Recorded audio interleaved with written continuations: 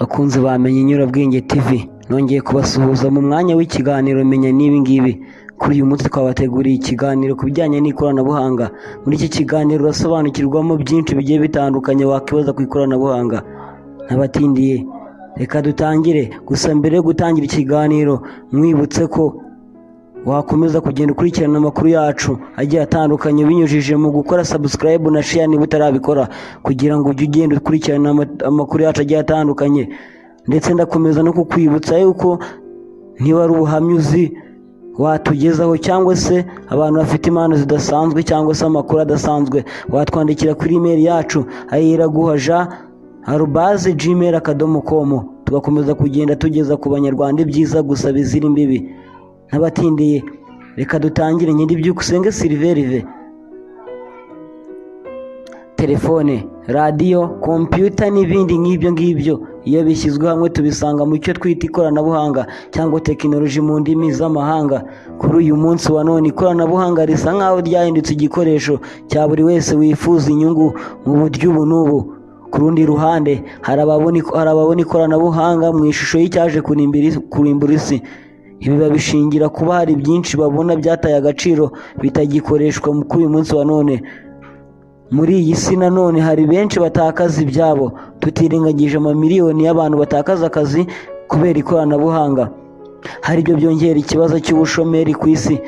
Buri mwaka ibihumbi amagana by'abantu babura ubuzima kubera ikoranabuhanga binyuze mu buryo ubu n'ubu, yaba binyuze mu buryo bw'impanuka cyangwa mu bundi buryo butandukanye. Benshi murabizi, buri mwaka abari hejuru y'ibihumbi 100 ku isi bapfa bazize inkongi z'umuriro w'amashanyarazi.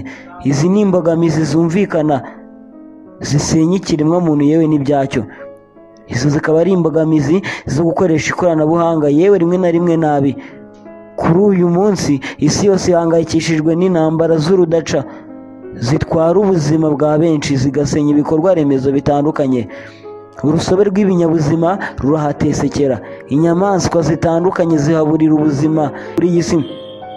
Uyu munsi wa none, umunsi ku munsi ibihugu by'ibihangange byirirwa mu gisa nk'amarushanwa yo gucura ibisasu bya kirimbuzi, bikaba intandaro y'intambara za hato na hato ku isi. Intambara zose tuvuze haruguru, haramutse nta bisasu bya kirimbuzi bikoranye ubuhanga buhanitse yewe n'ikoranabuhanga ryimbitse riri ku rwego rwo hejuru, ntabwo byakabaye bikoreshwa. Yewe ubuzima bw'abantu ntibwakabaye mu kaga nk'ako burimo kuri uyu munsi wa none. Urusobe rw'ibinyabuzima rurahatesekera, inyamaswa zitandukanye zihaburira ubuzima. Urugero, inyamaswa iri munsi y'amagarama 3, ubushakashatsi bugaragaza ko ziba zifite ibyago bikomeye cyane byo kwicwa na interineti. Abahanga mu ikoranabuhanga bo ntibahagaze, yewe na n'ubu ngubu baracyakora. Baricaye bakora ubushakashatsi bwabo bwimbitse, bavumbura interineti kuva kuri 1G, 2G, 3G, 4G. Ubu ngubu tuvugana hagezweho 5G. Interineti yihariye igice kinini mu ikoranabuhanga. Ibyegeranyo byinshi n'ubushakashatsi yewe bigaragaza ko interineti ya 4G ihitana ubuzima bw'inyamaswa z'amagarama byibura 3. Ku rundi ruhande, inyamaswa none ntitwakwirengagiza ko zibura ubuzima kubera imihindagurikire y'ibihe n'ikirere muri rusange. Ahanini usanga biterwa n'ibyuka bihumanye yewe n'ubumara bw'ibisasu bya kirimbuzi. Ibi byose byirunda mu kirere bikangiriza urusobe rw'ibinyabuzima. Kuri uyu munsi wa none, umunsi ku munsi ibihugu by'ibihangange byirirwa mu gisa n'amarushanwa yo gucura ibisasu bya kirimbuzi, bikaba intandaro y'intambara za hato na hato ku isi. Ingaruka z'izo ntambara zose ku bukungu n'imibereho ya muntu yewe n'umuco n'izindi sekiteri zitandukanye, ngira ngo murabizi. Izo ntambara zose haramutse nta bisasu bya kirimbuzi bikoranye ubuhanga buhanitse cyakozwe hifashishijwe ikoranabuhanga ryimbitse, ubuzima bwa muntu ntibwakabaye mu kaga nk'ako burimo uyu munsi wa none. Iyo usesenguye ibyo byose twavuze haruguru, usanga abavuga ko ikoranabuhanga ari icyago cyaje kurimbura isi cyangwa ari icyago cyagwiririye isi. ubona neza ko batari kure y'ukuri ugereranyije nawe n'ibyo ubona umunsi ku munsi aho utuye cyangwa se aho ugenda, yewe n'ibyo wumva mu binyamakuru cyangwa se wumva n'inshuti zawe. Menya n'ibi, ikiganiro cya Menya Inyurabwenge TV. Reka dukomeze ikiganiro cyacu ari nacyo cyanyu. Umunyarwanda yaravuze ati nukoma urusyo ujye ukoma n'ingasire. Ushobora kwibaza utese ikoranabuhanga rifite akamaro kangana iki ko tumaze kubona ibyo ryakangiriza n'uburyo ibyo byose twavuze byacamo?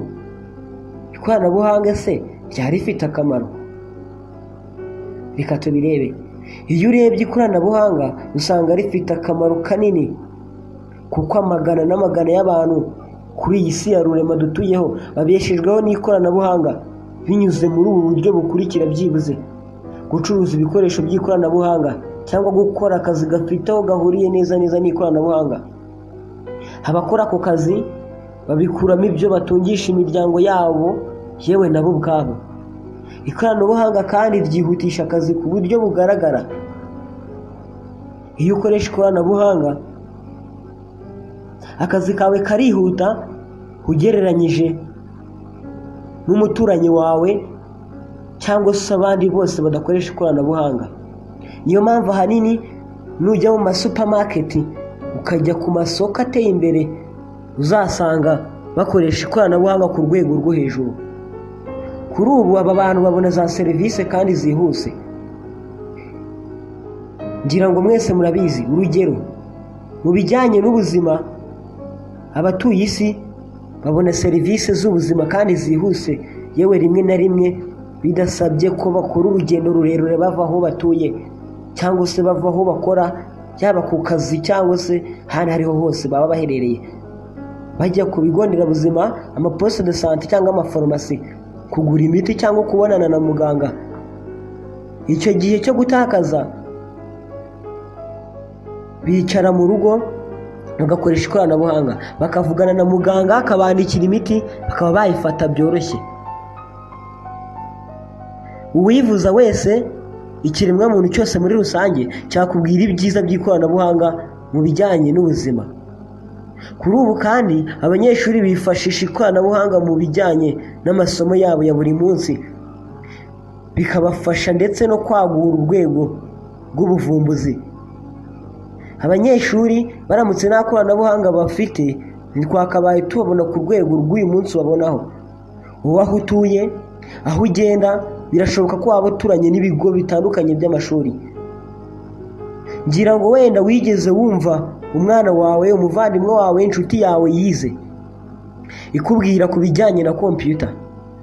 Kompiyuta ni kimwe mu gikoresho cy'ikoranabuhanga cyifashishwa n'umunyeshuri mu rwego rwo kuvumbura byinshi byamufasha mu buzima bwe bwa buri munsi bw'amasomo. Si umunyeshuri gusa, ahubwo yaba abashakashatsi, abarimu, abaganga, ba rwiyemezamirimo n'abandi batandukanye bakora akazi ka buri munsi, yaba abaciriritse cyangwa se abo mu nzego zo hejuru, yewe n'ubuyobozi, bifashisha ikoranabuhanga mu kazi kabo ka buri munsi kugira ngo kagende neza cyane kandi babashe kuba baronka inyungu nyinshi kandi vuba mu gihe gito badataye igihe. Kandi nanone ntitwakwirengagiza ibyiza bya sisiteme, kimwe mu bigize ikoranabuhanga. Sisiteme yifashishwa na leta cyangwa ibigo bitandukanye by'imari, yewe n'ibindi bigiye bitandukanye. Ibi bigo cyangwa se za leta byifashisha sisiteme mu mitangire ya serivisi zigiye zitandukanye. Ibi ngibi bikaba byaroroheje ubuzima bwa muntu binyuze mu gukumira ubujura n'andi manyanga ariyo yose yahabera mu ikoranabuhanga. Sisiteme ifasha uyikoresha mu kubika byinshi bigiye bitandukanye birimo amakuru y'ibanga afite aho ahuriye n'ubuzima bwa benshi cyangwa se afite aho ahuriye n'ubuzima bw'akazi ukora umunsi ku munsi. Ufite sisiteme cyangwa ukoresha sisiteme mu kazi ke ka buri munsi, biba bigoye kugira ngo ahure n'ikibazo cyo kwibwa amakuru. Abashakashatsi bemeza ko bigoye kwemeza ikiganje hagati y'ibyiza n'ibibi by'ikoranabuhanga, kuko iyo urebye mu batuye isi 50% ushobora kwemeza ko ikoranabuhanga hari icyago ku buzima bw'ikiremwamuntu, akandi 50% ushobora gusanga benshi batuye isi babeshejweho n'ikoranabuhanga binyuze mu buryo ubu twagiye tubona haruguru. Gusa abashakashatsi n'abanyabwenge benshi mu bijyanye n'ikoranabuhanga ntibahwema kuburira buri wese ukoresha ikoranabuhanga. Baburira buri wese ukoresha ikoranabuhanga kwitwararika, akirinda ingaruka zo gukoresha nabi ikoranabuhanga, kuko byamaze kugaragara ko iyo ukoresheje ikoranabuhanga neza rikuganisha ku iterambere rirambye n'ubuzima bwiza buzira umuze. Ku rundi ruhande iyo urikoresheje nabi risa nk'aho rihindutse inzira ikuganisha mu cyobo kirimo urupfu. Ngira ngo buri wese wumva ibyo tuvuga cyangwa ukurikirana byinshi bigiye bitandukanye, yewe nawe ukoresha ikoranabuhanga, urarikoresha mu buryo ubu n'ubu ubishatse cyangwa utabishatse, ariko nuba wifuza kuba wahura n'ingaruka mbi z'ikoranabuhanga. Ibi ni byo abashakashatsi bashingiraho bavuga ko abantu amamiliyoni n'amamiliyoni y'abatuye isi bifuza gukoresha ikoranabuhanga kugira ngo bihute mu iterambere, bagere ku buzima bwiza burambye, binjize amafaranga kandi babeho neza. Ariko ibi byose ntibyabaho hatabayeho gusobanukirwa ku bijyanye n'imikorere y'ikoranabuhanga. Niyo mpamvu abahanga mu ikoranabuhanga banagira inama buri wese wifuza gukoresha ikoranabuhanga kugana abantu barizi, akaba yaryiga bihambaye. Ikoranabuhanga kandi risaba kuryitondera. Mu gihe uri gukoresha ikoranabuhanga bigusaba kuba uri maso kugira ngo ubashe kuba wakora neza icyo wifuza gukora, udahuyemo n'imbogamizi nyinshi zigiye zitandukanye nk'uko benshi bahura nazo, zikaba zabaganisha yewe no kubura ubuzima, tutaretse byinshi bakunda bashobora kuba babura.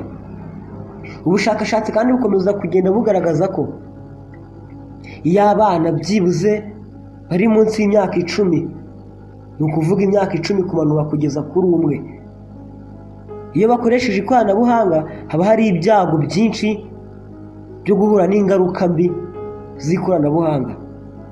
Leta zimwe na zimwe nyinshi ku isi ziburira ababyeyi kwitwararika mu kurinda abana babo no kubarinda gukoresha imbuga nkoranyambaga nka kimwe mu gice cy'ikoranabuhanga.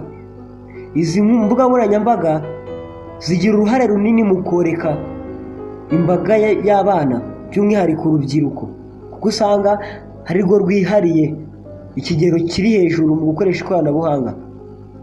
Gusa abashakashatsi bagaragaza ko niyo abana bajya ku ikoranabuhanga bagakoresha izo mbuga nkoranyambaga, bagomba kuba bari kumwe n'umuntu mukuru cyangwa se ababyeyi babo, bakaberekera ndetse bakaba banabereka ibyo bagomba kwiga no gushakisha ku izo mbuga nkoranyambaga.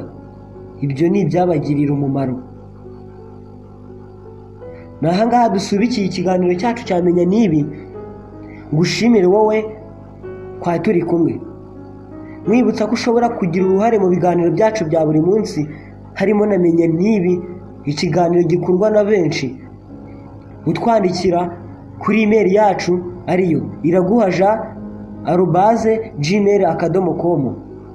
ndetse niba uzi umuntu ufite amakuru atangaje, ubuhamya budasanzwe cyangwa se impano zidasanzwe, watwandikira kuri iyo email cyangwa ukaduhamagara kuri telefoni igendanwa 0788084240 tukabigufashamo. Njye mwari kumwe iki kiganiro ndi Byukusenge Silverire. Ikiganiro menya nibi nakagaruka. Waba wifuza kumenya ikoranabuhanga utarize Waba wifuza kumenya ikoranabuhanga utarize, watwandikira kuri WhatsApp nimero 072223 cyangwa ukaduhamagara kuri telefoni igendanwa nimero 0788842406.